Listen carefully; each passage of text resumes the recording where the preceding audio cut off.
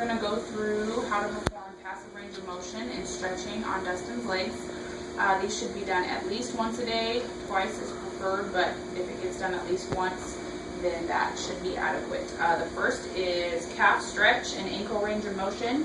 I cup his heel in my hand, and then his foot comes along my forearm and stretch back this way to dorsiflex his foot and give him a calf stretch.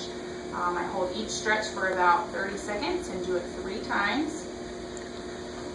So then again, I would repeat that 3 times. For toe range of motion, I take my hand and just curl all of his toes down, and then take my hand and bring all of his toes back to extend them.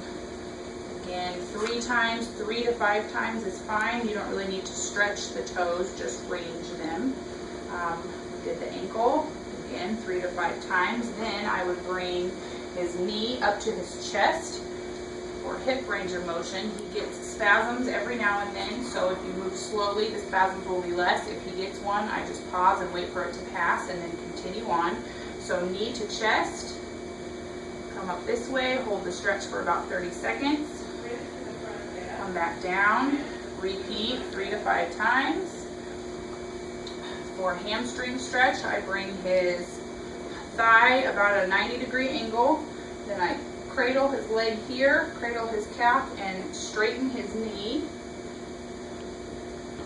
Lower the bed a little bit. That's another thing. Use the height of the bed to your advantage so you're not hurting your back. So again, we brought the knee and the thigh straight up in the air. I'm cradling his lower leg and then straightening his knee until I feel resistance. He's pretty flexible here, so he'll go almost all the way straight. Hold for 30 seconds. Repeat 3 times. Next, I will bring his knee across his body to stretch his outer thigh and hip. So I'm holding his foot here and his knee here, and I just come across his body. You can do this at different angles. So for each of the 3 times, I would say start lower, then do one kind of straight across, and then hold for 30 seconds, and then do another one up a little bit higher so you get all angles of the hip. The next one would be to have his foot flat on the bed and let his knee come out to the side to stretch his inner thigh. This one he gets spasms with often. Didn't get any there, so just let gravity kind of help. You can give a little resistance right here. Again, 3 times. Next would be to straighten his leg completely. There's a couple spasms. Straighten his leg completely and then bring it out to the side. Again, use the bed to help you so you're not bending over a lot.